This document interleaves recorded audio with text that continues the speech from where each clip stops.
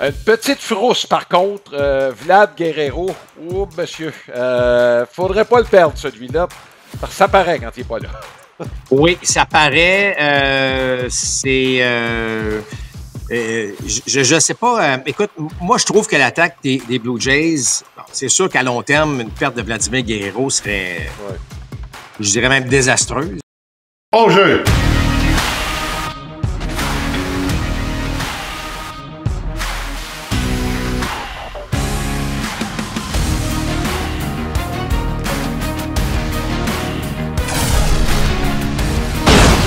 Deuxième prise! Compte complet! Le balado Côte complet est présenté par Plan de match à Boucherville et au Saguenay, votre centre d'entraînement et boutique de baseball avec cage de frappeur intérieur et lance-balles, fier partenaire de votre passion. Et par les capitales de Québec. C'est plus qu'accessible, c'est plus que du baseball. Voici vos animateurs, Alain Huseau et Mark Griffin. Bienvenue à Compte complet, notre rendez-vous hebdomadaire sur ce qui se passe dans le monde du baseball. Alain Huseau en compagnie de Mark Griffin. Je vous souligne qu'il y aura un deuxième compte complet évidemment, on a fait appel à vous, à savoir ce qui vous allume dans un match de baseball. Donc, moi et Marc, on va s'arrêter un petit peu sur ce qui pourrait être fait pour améliorer le baseball. Ça peut être sur le terrain et également en dehors du terrain. Il y a certains trucs qui... sur lesquels, que ce soit les marqueurs officiels, la façon dont les décisions sont prises et tout ça. Bon, bref, c'est cette semaine que ce balado sera produit. Donc, on vous invitera évidemment à nous écouter ou nous regarder. En ce qui concerne ce balado, en ce début de semaine, il reste 5 semaines avant la fin du calendrier régulier et les Red Sox de Boston se retrouve deuxième dans l'Est de la Ligue américaine. Les Blue Jays premier, les Yankees troisième. Donc, on va parler de cette série-là de 4 matchs entre les Boston et les Yankees. On va parler également de la dure réalité du baseball majeur, en passant par ce qui est arrivé au cours de la dernière semaine à Abraham Taureau. Évidemment, il sera question de la semaine des Blue Jays de Toronto, de la série entre les Dodgers de Los Angeles et les Padres de San Diego. C'est une deuxième en pas grand temps entre les deux équipes. On est à égalité au premier rang dans l'Ouest en ce qui concerne cette lutte-là. Et finalement, dans notre dernier bloc, on va parler d'un possible changement dans le baseball majeur, une réorganisation. Ça a été discuté par le commissaire du baseball, Rob Manfred. Et on va parler du record de circuit par les receveurs de Cal Raleigh. C'est pas encore fait. C'est pas encore fait. Vous allez me dire qu'il a battu Salvador Perez. On vous en parle un peu plus tard. Marc, Boston, Yankees. Les Yankees ont échappé belle. Disons-le, ils ont perdu les 3 premiers matchs de la série des Yankees en ne jouant pas très, très bien. Les Red Sox qui ont de l'air d'une vraie équipe de baseball, Marc, c'est pas compliqué, là. Puis Craig Breslow passe pour un génie présentement, alors que tout le monde voulait le lapider au mois de juin. Oui, puis encore une fois, on ne veut pas taper trop sur Raphaël Devers, mais les Giants, la pire équipe du baseball depuis la transaction. Alors ça, c'est pas évidemment une bonne nouvelle pour les Giants, mais bon, ça sera à revoir. Écoute, tu as raison de mentionner que les Red Sox jouent du bon baseball. Lorsque tu as un Garrett Crochet, Bello a été extraordinaire dans cette série-là face aux Yankees aussi.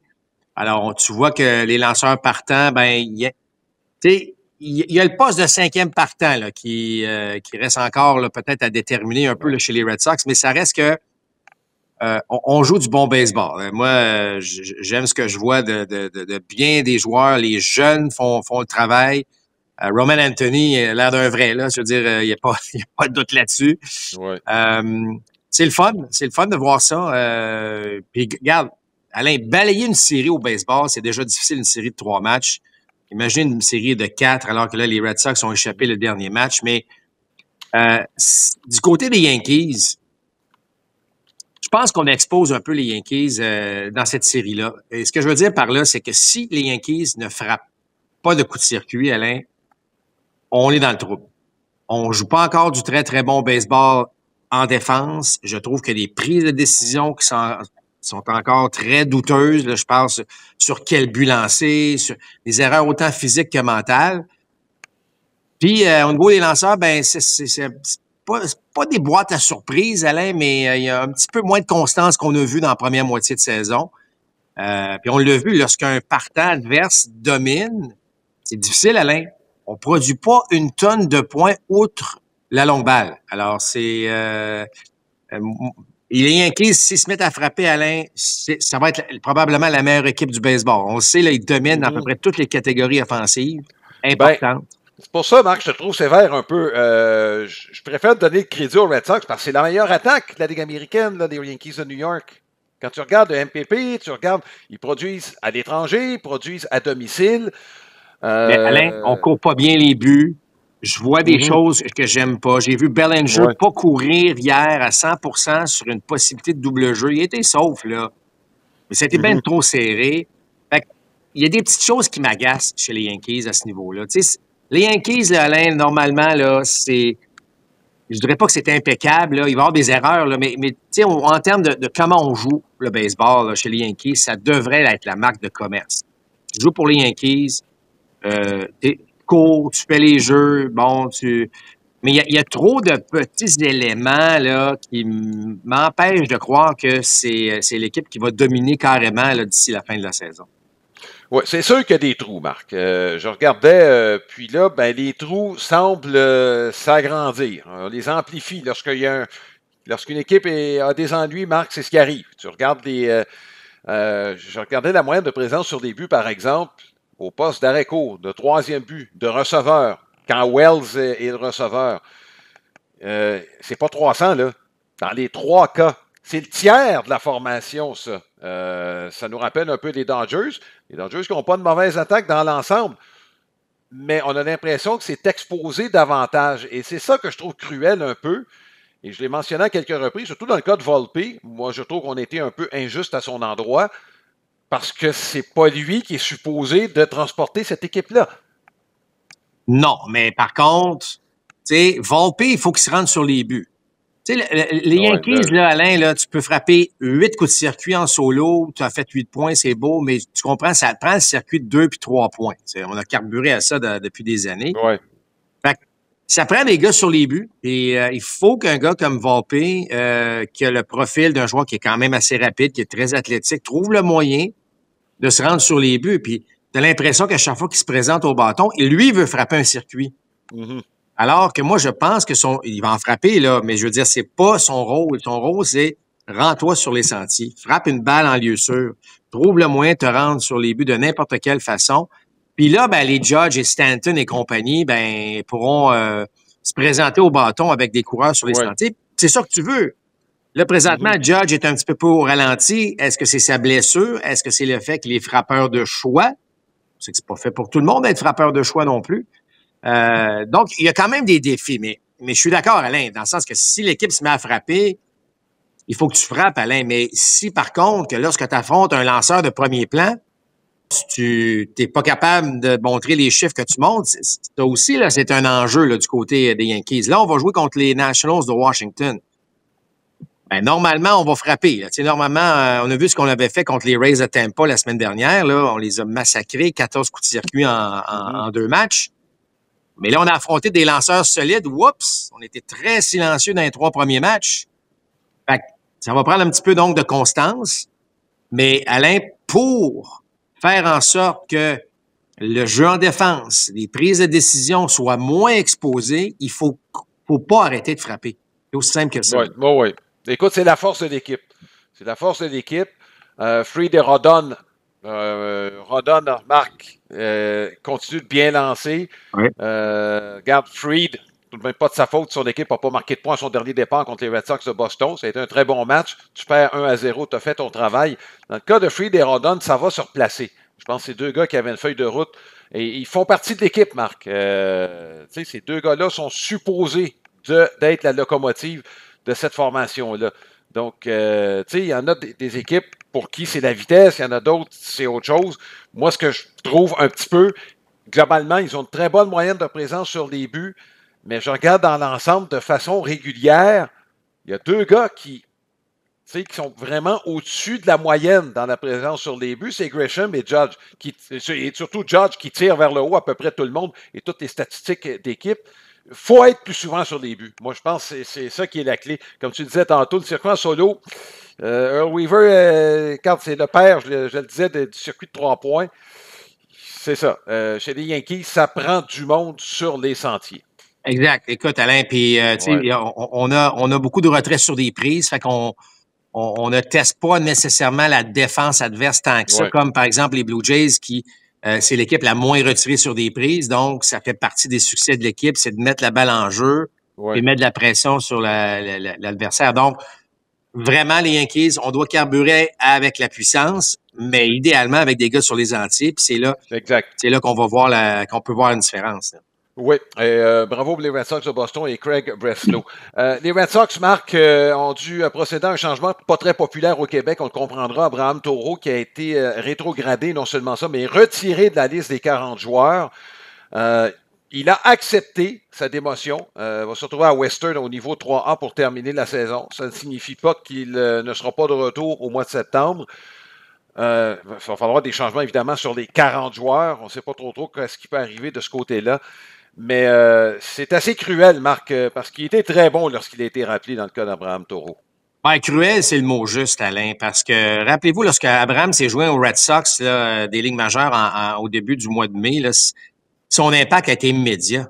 Il a été vraiment un joueur clé à un moment où les Red Sox se cherchaient, là, faut-il le dire aussi. Et là, il y a eu la blessure à Tristan Casas. Il a pris pratiquement le poste de premier but. Il a fait des jeux en défense surprenants. Écoute, il y avait un MPP au-dessus de 800 au mois de mai. Là. Puis là, au mois de juin, ça a été très, très bon aussi. Un peu à la baisse, mais quand même très, très solide. Au-dessus de la moyenne du baseball, certes, dans le cas d'Abraham. Et là, ça s'est gâté un petit peu en juillet. Puis là, ben c'est là que l'équipe s'est mise en marche, Alain. On s'est mis à... Bon, rappelle-toi la transaction avec Devers. Là, l'équipe s'est mise à mieux jouer. Alors là, ben, les attentes, soudainement, étaient peut-être un peu plus élevées. Je dis pas qu'elles n'étaient pas élevées au début de la saison, mais tu te cherches un peu en début de saison. Puis là, ben, il y a une baisse considérable en juillet de son rendement en attaque. Et je pense, Alain, le fait qu'il avait frappé dans cette balle à double jeu en fin de rencontre avec les buts remplis dans la dernière série là, en début de semaine dernière. Évidemment, le mois d'août, là, c'était très difficile. Donc, ce que je veux dire, c'est que le gars passe d'un joueur qui frappait au 3e et même au 4e rang du rôle offensif en mai et en juin.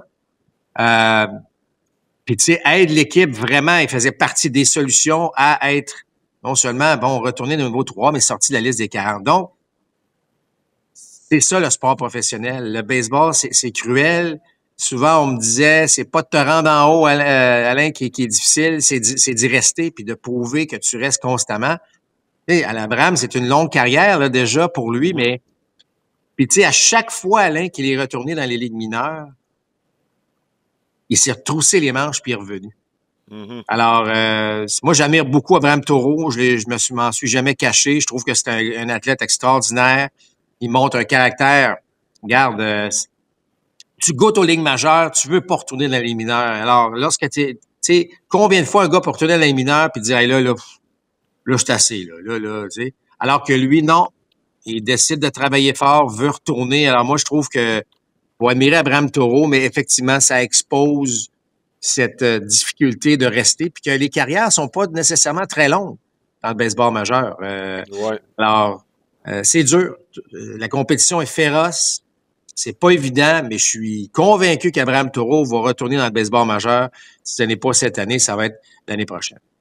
Oui, et écoute, il reste très, très peu de journées avant la fin de la saison là, au baseball mineur. On va voir là, quels seront les plans des Red Sox à son égard. Écoute, Alain, 1er septembre, on remet il y a 2 joueurs de plus en formation. On passe de 26 à 28. Tu vas me dire qu'il va peut-être avoir un lanceur là-dedans. Je pense qu'on passe à 14 lanceurs à ce niveau-là. Alors, c'est pas impossible qu'il y ait eu une discussion puis qu'éventuellement Abraham Taureau soit de retour. Oui, ça va prendre une place sur la liste des 40.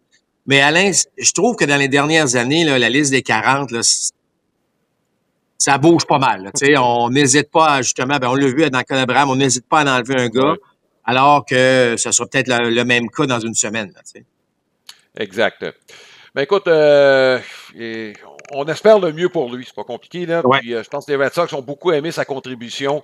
Il a donné un fort coup de main en début de saison aux Red Sox de Boston, mais c'était rendu extrêmement difficile pour lui, Marc. Il frappait pour 125, là, regarde, depuis 2 semaines. Là. C'est pas compliqué, là.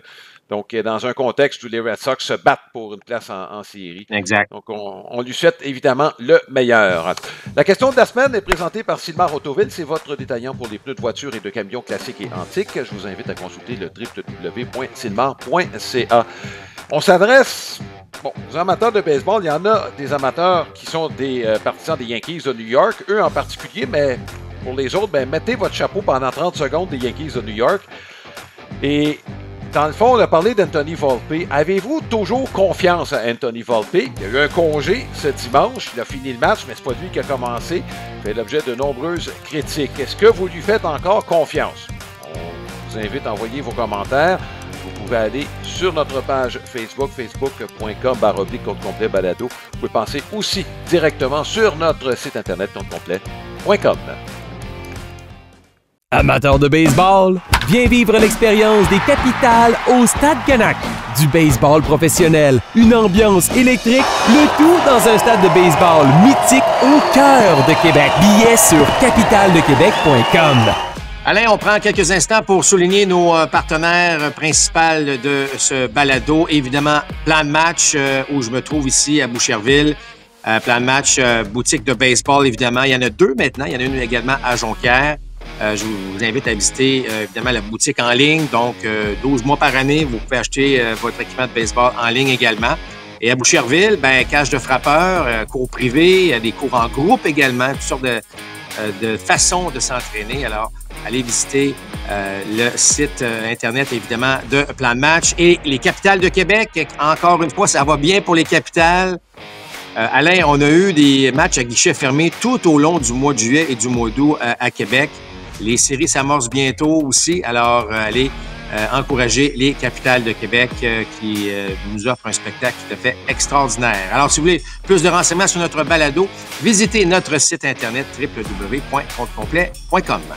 Marc, les Blue Jays de Toronto ont joué pour 500 cette semaine. Ils ont perdu 2 matchs sur 3 contre les Pirates de Pittsburgh. Les Pirates, Marc, sont en train de faire le plein de bras. On pourra peut-être en parler éventuellement, là. Mais il y a quelques jeunes qui ont monté, ils vont appuyer Paul Skeens, ça va prendre un peu plus d'attaque. On va parler des Jays, donc 3 victoires, 3 défaites, mais compte tenu de ce qui est arrivé entre les Yankees et les Red Sox au cours de la semaine, on n'a pas gagné de terrain. C'est pas compliqué, les Yankees avaient bien amorcé la semaine, mais 3 défaites plus tard, on se retrouve, on a joué pour 500. Les Red Sox sont arrivés à New York avec une séquence de défaites. Bref, pour les Blue Jays, on a gagné du temps. Ça veut dire une semaine de moins pour les 2 autres équipes pour tenter de rejoindre les Blue Jays de Toronto. Une petite frousse, par contre, Vlad Guerrero. Oh, monsieur, faudrait pas le perdre, celui-là, parce que ça paraît quand il n'est pas là. Oui, ça paraît. Je sais pas. Écoute, moi, je trouve que l'attaque des Blue Jays, c'est sûr qu'à long terme, une perte de Vladimir Guerrero serait... Ouais. Je dirais même désastreuse. Mais on a quand même une attaque, Alain. Puis là, Springer est revenu, ça a fait du bien. Bichette connaît une saison remarquable, passe un peu sous le radar, mais Bichette a été excellent.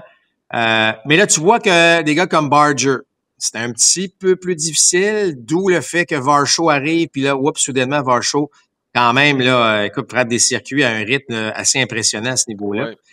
Ouais. Mais tu sais, rappelle-toi, Alain, il y a à peu près 3 semaines, à peu près 1 mois, là, on se disait ça allait bien pour les Blue Jays, on était sur une belle séquence. Mais est-ce que les gars vont... Tu sais, lorsqu'on arrive dans le dernier droit, là, mois d'août, mois de septembre, on est dans la course. Pas tout le monde qui a vécu ça encore, là. Alors, tu sais, il y a eu un ralentissement un petit peu. Et c'est vrai que Vlad, soudainement, vient souder tout le monde ensemble, alors que là, son absence a peut-être exposé un peu à ce niveau-là. Par contre, on a continué à mettre des balles en jeu. On n'est pas souvent retiré sur des prises. Donc, la recette fonctionne bien. Ça a été une semaine un petit peu plus difficile. Là, ce sont les Twins du Minnesota là, qu'on affronte en début de semaine.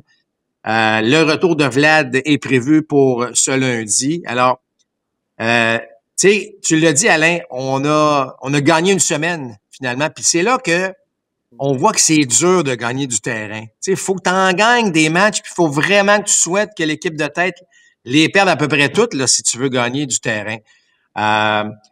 Ce qui me chatouille un peu chez les Jays, Alain, même si Bieber a été très, très, très bon, là, évidemment, à son premier départ, les départs de Berrios, ça a été beaucoup mieux. J'ai hâte de voir si ça va être suivi d'un autre bon départ, mais Gausman, c'est si peu plus difficile. Alors, on a des très, très bons lanceurs, mais je ne sais pas, est-ce qu'on commence à être un petit peu à bout de souffle de cette longue saison de baseball? Ben, c'est peut-être pour ça qu'on y va avec 6 partants. Marc, ton évaluation de Shane Bieber, j'imagine que c'est la même à peu près que tout le monde. Sa rapide, à peu près au niveau où elle était avant son opération. Bon contrôle, bonne présence au monticule. Je sais que c'était les Marlins, mais c'est quand même, je te dirais, très rafraîchissant et rassurant de le voir excéder de la sorte. Exact. Écoute, lui, là, il lance avec sa tête. Ce que je veux dire par là, c'est que tu l'as dit, là, c'est pas un gars qui lance à des rapides à 96, 17 000 à l'heure. Lui, il a compris que moi, il faut que je déstabilise un frappeur. Donc, j'y vais avec la précision, avec des choix de tir intelligents. J'ai beaucoup aimé ce que j'ai vu de Bieber. Hey, écoute, il n'a pas gagné le trophée Cy Young par chance, là. Ce gars-là sait comment lancer. Je vais te dire une chose. Moi, j'ai trouvé son étoffe, tu sais, qu'il y avait de l'étoffe, puis j'ai trouvé qu'il avait pas l'air d'un gars qui revient d'une blessure. Je pense qu'il a pas triché dans sa réhabilitation. Hein? Il y a eu plusieurs départs lorsqu'il était encore avec les Guardians. On lui a donné une coupe d'autres avec les Blue Jays. Il y a souvent des gars qui ont hâte de revenir. On précipite parfois notre retour. Je trouve en tout cas que ça semble un dossier qui a été très, très bien géré. Et là, ben tu l'as dit, avec une rotation à 6, moi, je pense que c'est excellent. Tu sais, Lauer, là, on en a fait un plat là, qu'on a choisi. Bon, Lauer s'en va dans le bullpen. Lauer s'en va pas dans le bullpen, là, dans le sens que il s'en va pas en relève pour le reste de la saison. C'est que là, on a des journées de congé. On va faire en sorte que Lauer va retourner. D'ailleurs, il va lancer au cours de la semaine comme partant. Alors, tu sais, des fois, il y a des décisions qui sont pas toujours évidentes à prendre d'une organisation, mais faut pas tirer des conclusions trop vite. Là. Tu sais, Lauer mérite d'avoir d'autres départs. Et je vais te dire une chose, ça sera pas trop d'avoir 6 partants à l'avant avec cette fin de saison-là. Puis ça va permettre à l'équipe aussi de vraiment stabiliser qui sera ou qui seront les lanceurs partants lors de la première ronde des séries à ce moment-là. Donc, il y a plein de défis là, encore pour les Blue Jays de Toronto là, d'ici la fin de l'année. Si on y va au mérite, Marc, ça commençait demain matin. Lauer, je m'excuse, mais fait partie des 3 premiers partants avec Scherzer. Puis qui tu choisirais comme 3e? Tu sais, il y en a qui prétendaient qu'il faudrait que ce soit Bassett parce que Bassett n'a pas le répertoire pour être un releveur. Je ne sais pas ce que tu en penses. On pourrait dire la même chose de Berrios, à mon avis, là, parce que sa rapide, il a perdu un peu de vélocité depuis 2 ans, Berrios. Écoute, honnêtement, c'est pas évident entre Berrios, Gausman même. Gausman, je l'ai trouvé un petit peu plus vulnérable dans ses derniers départs. Ouais. Un petit peu plus difficile. Écoute, Alain, imagine-toi là, si les séries commençaient puis on décide d'aller avec Lauer, Scherzer et Bieber. Ouais. Mais écoute, c'est quand même, Alain, on entre quand même dans la zone critique du mois de septembre pour garder évidemment cette première place-là et les séries. On est quand même bien équipé en raison de l'arrivée de Bieber avec ses 6 lanceurs partants-là, parce que tu vas avoir le luxe, évidemment, on va toucher du bois qu'il n'y aura pas d'autres blessures, là, mais en ayant le luxe d'avoir une belle profondeur, quand même, faut-il le dire, au poste de partant. Là. Oui. Ben écoute, oui, c'est un luxe, effectivement, que les Blue Jays ont. On verra cette semaine ce que ça va donner, Marc. Ça se poursuit, évidemment, cette lutte. 5 semaines encore. On a 4 matchs d'avance. Regarde, pour les Blue Jays de Toronto, on est quand même bien placé. Faut parler de la série en fin de semaine entre les Dodgers et les Padres de San Diego. Les 2 équipes, au moment où on se parle, avec 5 semaines à jouer, c'est l'égalité parfaite. Même nombre de victoires, même nombre de défaites. Regarde, les Padres jouent bien. Moi, si tu veux une comparaison, les Padres, c'est les Red Sox, puis les Dodgers, c'est les Yankees de New York. Parce qu'il y a une comparaison qui peut se faire. Là. Ouais, exact. Moi, j'aime beaucoup ce que je vois des Padres. Les Dodgers, ben, tranquillement, pas vite, les gars reviennent. Blake Snell est revenu au jeu. Ça va rester une très bonne équipe. Mais il va falloir que les Padres trouvent le moyen de battre les Dodgers. C'est aussi simple que ça, Alain. À un moment donné, si tu veux aller loin en série, il va falloir que tu passes à travers les Dodgers, quelque part là, du côté des Padres, puis il faut trouver le moyen. Tu t'en as parlé, les 2 dernières séries récentes, là, ben, les Dodgers ont eu le dessus. Alors, écoute, mais j'adore ce que je vois, moi, avec les Padres de San Diego. Je trouve que c'est une bonne équipe. Là, il y a Jackson Merrill qui connaissait pas une très, très, très bonne saison, là, selon ses standards à lui. Il est retourné sur la liste des joueurs blessés, là, mais écoute, on a une relève quand même extrêmement solide. J'ai bien aimé le dernier départ de Nestor Cortez. Il y a des choses, là. Il y a des choses à San Diego. Moi, je vais te dire, la Ligue nationale, tu regardes le portrait des séries actuellement, Alain, là, on connaît un peu les équipes qui vont aller, mais est-ce que tu peux me dire, là, aujourd'hui, à la fin du mois d'août, là, que tu vas avoir une équipe dans la nationale, assurément, qui va se rendre en série mondiale, puis une équipe dans l'américaine qui, assurément, va se rendre? La question est non, là. Je trouve que les séries s'annoncent vraiment excitantes parce que je trouve qu'il n'y a personne là, qui se démarque au point où on dit eux autres vont dominer carrément les prochaines semaines. Là. Je t'aurais dit les Phillies il y a une semaine, Marc, mais la perte de Zach Wheeler a changé la donne énormément à Philadelphie, malgré le fait que Suarez et Sanchez se comportent vraiment comme des partants de très haut niveau. Zach Wheeler, c'est ton numéro 1. Ça va faire mal. Oui, absolument. Écoute, il n'y a aucun doute. Puis surtout, on connaît l'importance des partants lorsqu'on amorce des séries, que ce soit un 3-5 ou un 4-7. Tu veux amener ce gars-là qui t'assure d'avoir le départ de qualité. Alors, ça va faire mal. Ça va faire mal aux Phillies. Les Phillies qui ont quand même une bonne avance dans la division. Là, on va terminer au premier rang. Là, les Mets qui ne jouent pas avec constance, mais pas du tout là, récemment. Il y a 7 matchs qui séparent les deux. Donc, les Phillies, si les Phillies peuvent avoir...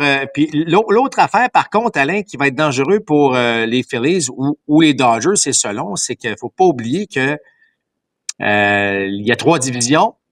Et les 2 meneurs de division avec la même fiche vont avoir ce fameux bye en première ronde, mais l'équipe qui va finir la 3e meilleure équipe, si vous voulez, ben, oups, on va être obligé de jouer ce fameux 2-2-3-là. Et c'est là que ça peut jouer au niveau des lanceurs partants aussi. Là. Exact.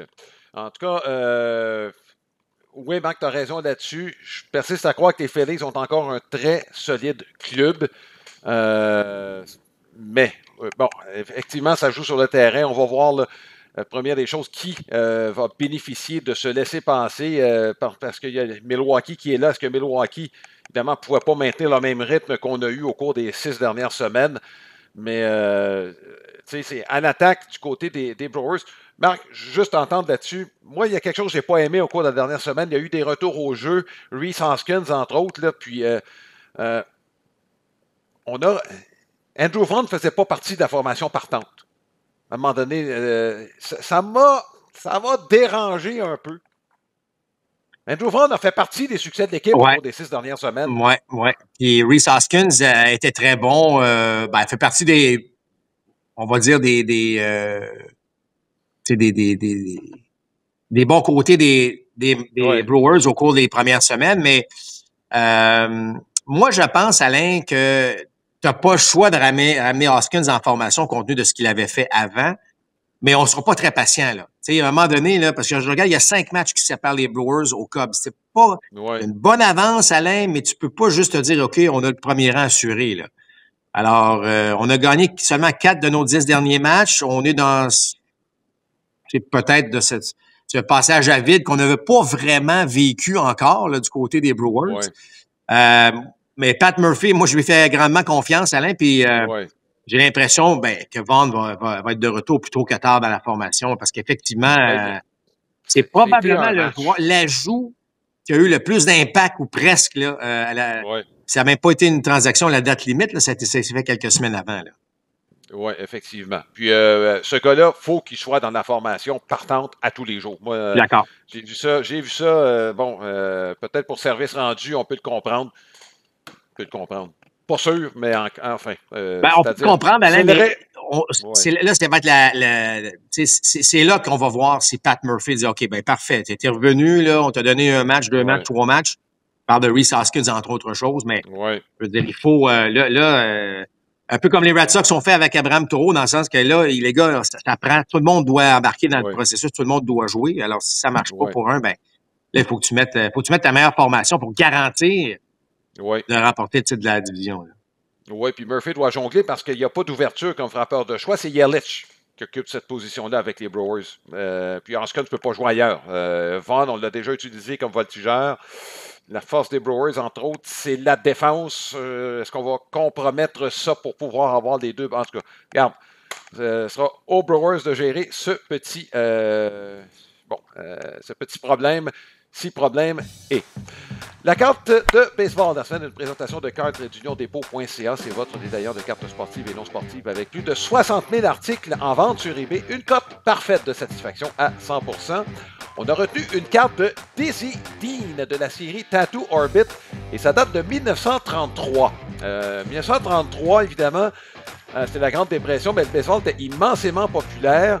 Il a été élu au temps de la renommée, c'est en 1953. Et quant à l'ensemble de la carte, ça vient de Orbit Gum Company. C'est une filiale de Wrigley.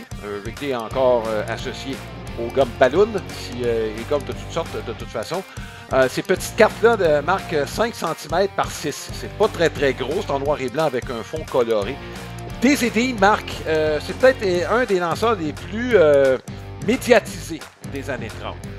C'est le dernier lanceur de la Ligue nationale à avoir remporté 30 matchs. Il l'a fait en 1934 avec les Cards de Saint-Louis, alors que les Cards ont remporté la Série mondiale. Lui et son frère Paul avaient remporté 48 des matchs des Cards de Saint-Louis. Ils ont remporté les 4 matchs de la Série mondiale contre les Tigers de Détroit. Il était ce qu'on pourrait considérer en langage québécois, Marc, comme une grand gueule. C'est pas compliqué. Et il avait une assurance. Pendant la Série mondiale de 1934, c'était contre les Tigers de Détroit. Même à cette époque-là, on avait des rapports, Marc, sur les joueurs adverses. Puis la grande vedette des Tigers, c'était Hank Greenberg. Et on lui avait dit, Greenberg, fais attention, il aime les rapidos. Dans le dernier match de la Série mondiale, les Cards avaient pris une avance quand même assez confortable au cours du match. Vraiment, Dizzy Dean en lance une haute à Greenberg qui frappe un coup sûr. Puis là, Dizzy Dean se retourne vers son gérant et dit « Hey, t'as raison, ils les aiment hautes, les rapides. » C'est que, il y a bon, tu comprends. Mais Dizzy Dean, une carrière qui a été écourtée, Marc, au match des étoiles de 1937, il a été atteint par une flèche à un pied. Ça a changé son élan.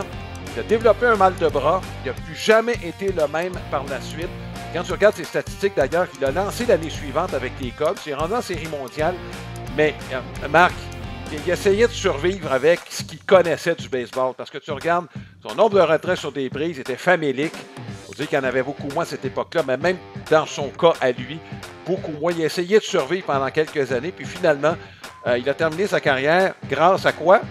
Sa grand gueule, puisqu'il a été analyste pendant plusieurs années au baseball avec un accent du Sud presque incompréhensible pour plusieurs auditeurs qui étaient dans le Nord et avec, disons-le, une grammaire réinventée par moment. Dizzy Dean qui n'a pas laissé grand monde indifférent, je te dirais, là, au cours de sa carrière, autant comme joueur que comme analyste de baseball. Le baseball, c'est plus qu'un divertissement. Après des mois d'inactivité, on veut bouger sur des terrains de balle. Rendez-vous au baseballquebec.com. Débranche tout et on va jouer dehors. Ce sera ton été de baseball. Nous vous invitons à la lecture, surtout les jeunes, avec la série des livres de notre ami Bob McDuff, Baseball Bob. Il y en a 4 éditions, dont celle qui a été sortie un peu plus tôt cette année, Baseball Bob et le chant des tournesols. C'est une excellente occasion pour les jeunes de s'initier à la lecture avec comme thème principal le baseball. Et la lecture est propice au développement de l'imagination, évidemment, et des connaissances, pourquoi pas. Vous pouvez aller sur le site de notre ami Bob, baseballbob, www.ca. Notre profil de la semaine, Garrett Crochet. Je ne sais pas si c'est une surprise, Marc, mais le Cy Young, on ne le donnera pas tout de suite à Tarik Skubal, parce que Garrett Crochet a toute une saison. Il livre la marchandise. Lorsque les White Sox ont payé le gros prix pour l'avoir, on voulait un partant qui était pour être notre locomotive celui qui était pour aider les autres. Écoute, Marc, c'est un des meilleurs lanceurs dans le baseball majeur, c'est pas compliqué. Il est dominant. Il aime ça. On va dire les vraies choses aussi. Choix de première ronde en 2010, Marc. Puis c'est lui actuellement qui a le WAR le plus élevé de la QV de première ronde de 2010. Spencer Torkelson avait été le tout premier choix de ce repêchage. Après Crochet, qui a le WAR le plus élevé, c'est Pete Crow Armstrong, qui avait été un choix, non pas des Cubs, mais des Mets de New York. Échangé pour Javier Baez. Dans le cas de Garrett Crochet, Marc a commencé sa carrière tout de suite, l'année de son repêchage. On l'a utilisé comme releveur.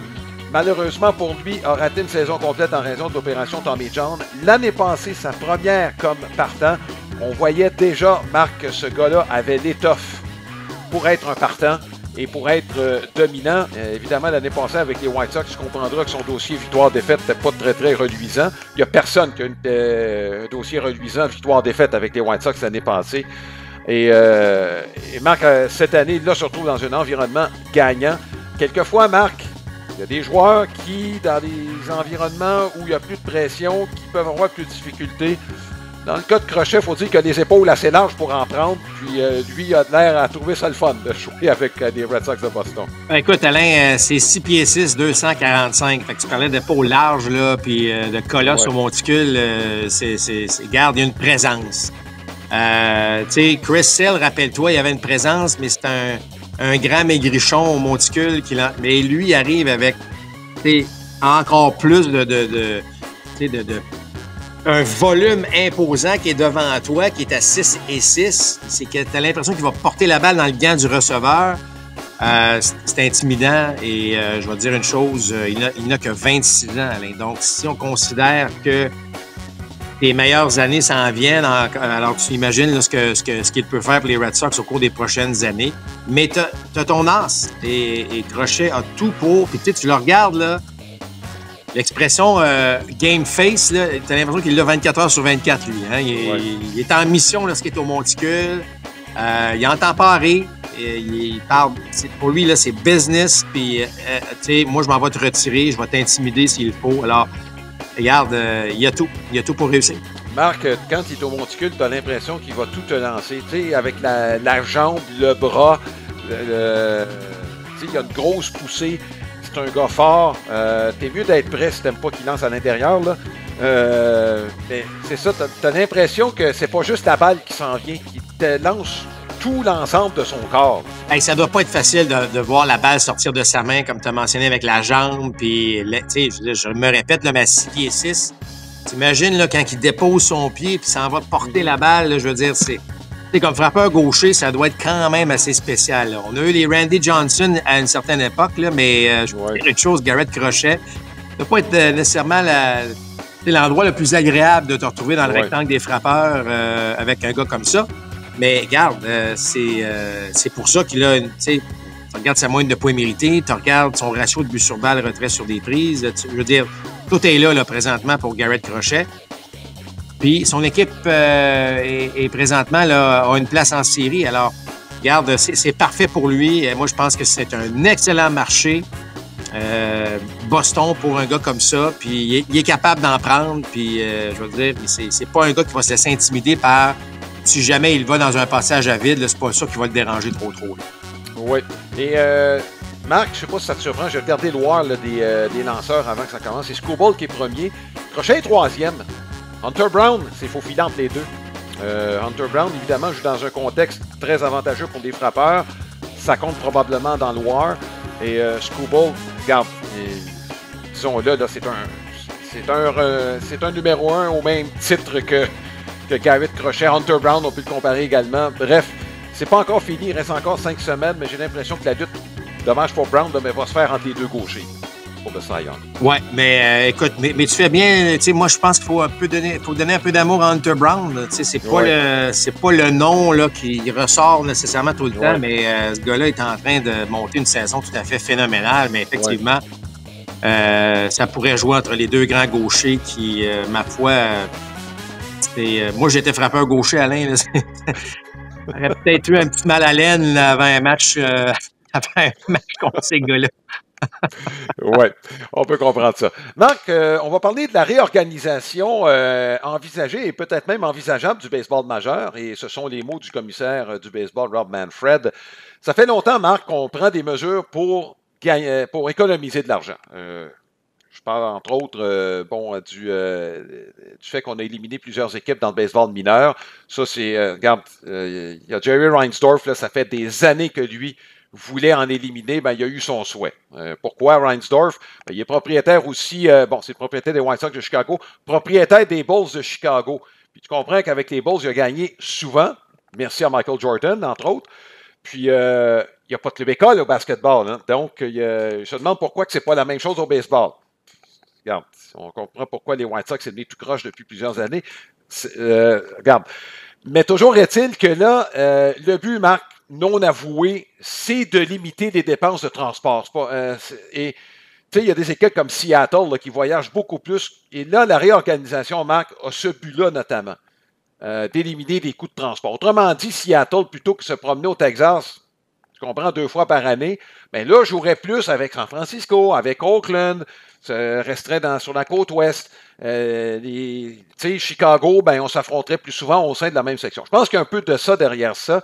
Et évidemment, l'ajout de 2 autres équipes. Je ne sais pas comment tu vois cette perspective-là. Moi, ce que j'ai dans la tête quand j'entends ça, 2 autres équipes, certains disent, bon, on va ajouter d'autres joueurs. Mais tu me dis souvent, Marc, parce que tu te promènes aux États-Unis beaucoup, tes fils, ils jouent, et tu es impressionné par le calibre de jeu qui se joue aux États-Unis. Et tu me dis souvent, des bons joueurs de balle, il y en a pas mal.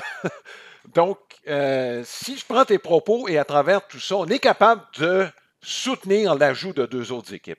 Ben, écoute, oui, là, il y a beaucoup de choses là, dans ta question ou dans tes questions, là, mais premièrement, en fait, oui, on veut diminuer les coûts, mais on veut aussi diminuer le temps de voyagement. Tu as parlé des Mariners, là, tout à fait. Là, je pense que tu regardes la façon que c'est fait, c'est correct, mais on veut aussi créer des rivalités naturelles. Bon, les 2 équipes de Chicago, l'une contre l'autre, les 2 équipes de Los Angeles, les équipes de New York, qui attirent quand même toujours beaucoup. Mais il y a un paquet de choses là-dedans. Premièrement, ben, si tu réorganises tout ça, une équipe, par exemple, comme les Blue Jays, alors qu'on est souvent contre les Yankees et les Red Sox, on se retrouverait dans la centrale, ou en fait, peut-être pas dans la centrale, mais dans une situation où on se retrouverait avec des équipes de la centrale actuellement. C'est peut-être pas une mauvaise chose parce que là, tu comprends que jouer dans la même section que les Yankees et les Red Sox, c'est pas évident, mais les gens aiment quand même savoir que les Yankees et les Red Sox vont aller visiter Toronto, tu sais, au moins pendant 2 séries là, durant l'été. Qu'est-ce que tu veux, là? Est-ce que tu veux voir plus souvent les Red Sox ou les Yankees ou tu veux peut-être t'assurer de gagner plus souvent le titre de ta division? Ça sera à tout le monde de juger. Mais ça fait du sens, Alain, de tomber à 32 équipes. 8 divisions de 4, un calendrier équilibré. Mais la grosse question dans tout ça, c'est pas nécessairement de savoir quelles seront les 2 équipes, mais on va y revenir. Mais c'est que tu tomberas un calendrier de 156 matchs. Et compte tenu de l'historique du baseball en termes de statistiques, là, il y a des records qui vont être difficiles à battre si tu enlèves 6 matchs là, à une saison. Est-ce que ça va déranger les statistiques? Alain, il y a une négociation qui s'en vient au chapitre de la convention collective après la saison 2026. Est-ce que tu penses que le fait que on a parlé d'ajout de joueurs, là, toi, tu n'as pas l'air convaincu nécessairement de tout ça, mais le 156 matchs, ça fait longtemps que l'Association des joueurs le demande. Je sais que là, tu vas me dire 6 matchs de moins au total, donc 3 matchs de moins à domicile. C'est 3 matchs sans revenu de bon. Est-ce que tu penses que ça, les propos de Manfred, autrement dit, ils ont été ciblés pour le fait que ça prépare la prochaine négociation, ça prépare déjà ou c'est vraiment parce que écoute, ça fait 10 ans là, qu'il est commissaire, ça fait 10 ans qu'on entend parler de ça. Pour moi, c'est pas une nouvelle là, d'entendre une réorganisation puis d'entendre parler d'expansion. Là. Je veux dire, c'est pas nouveau. Là. Et là, c'est de savoir, les 2 équipes d'expansion où ce serait. On sait que Nashville, ça semble très agressif de ce côté-là. Puis évidemment, à Montréal, tout le monde parle de Montréal à travers le baseball, sauf à Montréal. Non, mais c'est vrai, Ouais. là, Alain, Ben oui. tu sais, je veux dire, on parle régulièrement à des bon, évidemment, les gens des médias, mais tu parles autant à des dirigeants du baseball. Tout le monde aimerait que Montréal revienne. On dirait que c'est juste nous autres qui ne comprenons pas qu'on aurait l'opportunité. Mais ça sera pour un autre débat, là, mais ça reste que il y a quand même une première ouverture réelle si on entend le commissaire lui-même en parler, sans même qu'on lui pose la question pratiquement. Ça veut dire qu'il y a des choses qui se mijotent puis ça s'en vient quand même peut-être plus tôt qu'on pense. Et ça pourrait, je pense, provoquer, Marc, la chute des deux ligues comme on les connaît. Je parlais de Seattle tantôt et je parlais du fait qu'on veut voyager peut-être moins. Mais regarde, les deux clubs du Texas, par exemple, pourraient être dans la même section et avec la Floride. Tu sais, il y a juste le golfe du Mexique ou le golfe des Amériques, dépendant de votre point de vue, là, mais qui sépare les deux. Tu sais, il y a une réorganisation, moi, je pense, qui se prépare, qui est beaucoup plus profonde et c'est ça, c'est l'élimination des deux ligues. Moi, je pense que c'est ça qui s'en vient éventuellement. Ce qu'on pourrait peut-être faire, Alain, ce qu'on pourrait peut-être faire, Alain, c'est appeler, tu sais, parce que là, on va marcher par division et par conférence. Oui. Alors, ce sera peut-être une conférence nationale puis une conférence américaine, tu sais, pour garder peut-être, mais les deux ligues, effectivement, c'est la même chose, même dans le baseball d'aujourd'hui. Tu sais, on parle vraiment plus de matchs interligues. C'est des matchs du baseball majeur. Alors, je pense qu'on a préparé le terrain pour ça, effectivement. Là. Il y a une certaine époque, Alain, les arbitres, tu avais des arbitres de la Ligue américaine, tu avais des arbitres de la Ligue nationale. Là. Je veux dire, c'était très, très, très différent. Même l'habillement des arbitres était différent à l'époque entre les deux ligues. Tu avais un président, tu avais ci, tu avais ça. Alors, évidemment, bon, c'est toujours sous forme d'économie, peut-être, là, mais là, je pense que c'est correct d'uniformiser tout ça. Oui. Oui, puis on l'a déjà fait de toute façon, Marc. Ça s'est fait éventuellement. Puis l'époque n'était pas si lointaine, Marc. Avant le match des Étoiles, là, le président de la Ligue nationale descendait dans le vestiaire puis disait aux gars, là, non, c'est pas un match d'exhibition, là. On est là pour gagner, nous autres. Ah oui. Ça fait que, tout ça pour dire, il y a une rivalité ça a changé parce qu'on se promène d'une ligue à l'autre, puis il n'y a plus beaucoup de secrets non plus. Tu sais, le jour où Reggie Jackson affrontait Steve Carlton, puis il ne l'avait jamais vu, sauf dans le match des Étoiles, là, oublie ça, là, cette époque-là, et c'est bien révolu. Marc, si on lit les nouvelles, Cal Raleigh, nouveau monarque des coups de circuit pour les receveurs. Il a battu le record de Salvador Perez, et là, je vais y aller je vais choisir mes mots. Il a battu le record pour les receveurs qui évoluent principalement comme receveurs. Le record a été battu. Le record pour le plus grand nombre de circuits comme receveur, lui, n'a pas été battu. Encore. C'est ça, pas encore. Pourquoi je dis ça? Parce que, une grosse nuance à apporter. Puis moi, je pense qu'elle est importante et je trouve qu'on ne l'a pas souligné assez.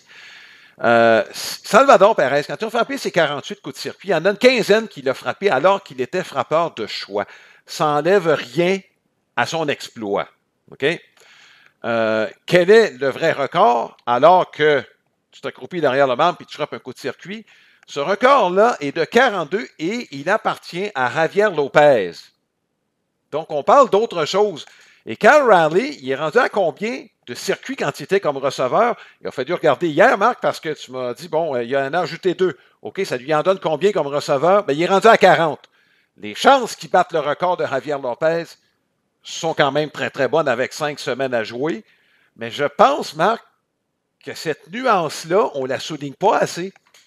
Je suis d'accord. Surtout que dans le cas de Lopez, jouait dans l'aide nationale pour les Braves. Pas de frappeur de choix à l'époque, évidemment. Lui, il les a fait comme receveur. Puis, tu sais, Alain, moi, là, les receveurs, là, j'ai tellement d'admiration pour ces gars-là. Puis, tu sais, je sais qu'Orson Welles va moins bien, puis mais c'est dur d'être receveur. Puis d'amener, tu sais, c'est normal parfois qu'il y ait une baisse en attaque. Dans le cas de Cal Raleigh, c'est une exception. Là. Je veux dire, c'est une saison remarquable dans l'histoire du baseball. Mais habituellement, les receveurs, c'est pas facile. Surtout rendu au mois d'août, Alain, là, puis si t'étais le receveur numéro 1 qui est derrière la map. Donc, ce que Javier Lopez a fait est exceptionnel. 42 là, comme receveur à chaque fois, alors que frappeur de choix, on sait qu'il y a un certain repos qui vient avec ça, ou même si tu vas au premier but, à la limite. Alors, il y a une nuance, puis Alain, tu fais bien de le souligner. C'est important de le faire. Mais Raleigh est en train, effectivement, de battre tout ça, là, malgré tout, le fait que Comme tu le dis, il reste quand même beaucoup de matchs à jouer alors qu'il n'en a que 2 à réussir pour au moins rejoindre Avi Lopez. Mais écoute, tu fais bien aussi de le mentionner, des receveurs qui, bon, dans le cas de Perez, on sait qu'il a, qu'il a un bon physique aussi, là. Ouais. Frapper au-dessus de 40 circuits, Alain, c'est déjà un exploit. Le faire comme receveur, selon moi, c'est exceptionnel là, à tout point de vue. Et surtout dans l'air, Alain, où les receveurs, tu sais, on n'est plus à l'époque de Johnny Bench puis Gary Carter. Là. Les receveurs, c'est un peu, tu sais, on regarde Maldonado qui a été longtemps le receveur avec, bon, entre autres les Astros de Houston. Tu sais, on voulait un gars qui attrape la balle, qui va chercher des prises, qui cadre bien, qui a une belle synergie. Fait qu'imagine-toi si tu ajoutes un peu d'attaque, là, tu ajoutes 40 coups de circuit et plus. C'est-à-dire, ça a beaucoup de valeur, selon moi, là. Énormément de valeur. Tu viens de donner des arguments, toi, pour le joueur le plus utile à son équipe à Cal Raleigh. Là. Ben, écoute, il faut que je sois dans la discussion. Tu sais, ce qu'Aaron Judge a fait actuellement, c'est regarde, des statistiques là, de jeux vidéo. Là. Mais il faut que tu considères Cal Raleigh. Je veux dire. Tu sais, puis n'importe quel joueur de position, là, tu regardes le receveur, ce qu'il fait match après match, là. Puis les balles ricochaient dans plein masse, puis les balles ricochaient sur le poignet, puis c'est pas grave, on continue, puis il s'en va au bâton après ça. Puis il essaie. C'est un respect immense pour les receveurs, immense à travers le baseball, puis je suis pas certain que c'est si bien vu, pas bien vu, c'est que c'est si considéré par les gens qui vont faire leur choix de vote pour le joueur, par exemple, par excellence ou plus utile ou peu importe.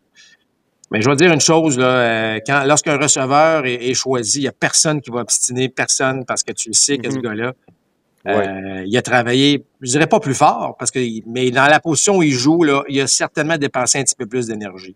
Tu sais, un peu plus tôt, quand on parlait du Cy Young, j'avais inséré le nom de Hunter Brown parce qu'effectivement, il a une très, très bonne saison. Puis je vais en insérer un autre, Marc, parce que lui, justement, il est entre Raleigh et Judge. Si jamais Kansas City, Marc, se rend en série, il va falloir considérer Bobby Witt parce que c'est lui qui a le 2e meilleur award de la Ligue américaine. Et puis en passant, les Royals, Alain, attention aux Royals, là, sont en train de jouer du baseball comme on pensait qu'elle allait jouer en début de saison. Là, ça semble coller ensemble. Une équipe qui va être assurée. Les Reds dans la nationale, les Royals dans l'américaine, dans le dernier droit, là, c'est ça, selon moi, 2 équipes à surveiller. Ben, c'est sûr que si Pasquantino continue de frapper comme ça, Marc, et Bobby Witt aussi. Je regarde le calendrier là, des Royals, Marc. M'excuse, mais des 2 prochaines semaines, là, on affronte. Il y a les Tigers au cours du prochain week-end, mais les White Sox, les Angels, les Twins. Faut faire quelque chose au cours des 2 prochaines semaines là, pour les Royals. Oui. Puis c'est ça. Witt a pris ça en charge, mais effectivement, Pasquantino s'est dit un instant. Et là, c'est ça. Moi, j'avais choisi les Royals de terminer avant les Tigers, mais je mettais les 2 là, pas loin. Mais là, je trouve que ça ressemble pas mal plus à ce qu'on avait anticipé en début de saison. Là. Effectivement. Voilà ce qui complète ce balado. C'est maintenant le temps de la présentation de l'horaire des matchs de la semaine à RDS. Une présentation de Lester's, qui est le maître du smoke meat et des côtes levées, des hot dogs depuis 1931. Que ce soit pour un match, un barbecue, un festin en famille. Bref, Lester est toujours au rendez-vous, disponible chez votre épicier préféré. 3 matchs cette semaine. D'abord, lundi et mercredi, les 2 sont à RDS. C'est Washington contre les Yankees de New York. Ce sera l'occasion de voir quelques bons jeunes prospects du côté de Washington. Normalement qu'il y en a 2, on peut dire, qui sont plus des prospects. Là, je pense à Wood et Abrams. C'est un match présenté à RDS2, donc comme je le mentionnais, à 19h. On verra l'autre club de New York mercredi. Les Mets contre les Phillies de Philadelphie. Marc, est-ce que c'est un match qui va se terminer 8-7? Les Mets frappent, mais on ne tire pas grand monde au monticule. On a énormément de problèmes. Et c'est dans le stade des Mets. Est-ce que ça va les favoriser? On vous invite à être là mercredi pour ce duel. Et on reverra les Phillies dimanche, alors qu'ils vont accueillir les Braves d'Atlanta. Ce sera peut-être un bon moment pour regarder où les Braves en sont. Eux qui connaissent une saison bien en deçà des attentes, mais qui comptent quand même sur plusieurs joueurs de pointe, dont Ronald Acuna. J'espère qu'il ne se laissera pas d'ici là. Acuna là, qui montre des statistiques encore très impressionnantes dans un laps de temps très court. J'espère que cela vous a plu comme balado 5 semaines avant la fin de la saison régulière. Donc, du très, très bon baseball à venir. Nous, on se dit À la semaine prochaine. Évidemment, je vous rappelle qu'il y a un balado cette semaine qui sera produit et on va tenir compte évidemment de vos commentaires quant à ce que vous aimez dans le baseball et ce qui pourrait être fait pour améliorer le produit. Bonne semaine tout le monde! Balado compte complet vous a été présenté par Plan de Match à Boucherville et au Saguenay, fiers partenaires de votre passion, et par les capitales de Québec. C'est plus qu'accessible, c'est plus que du baseball.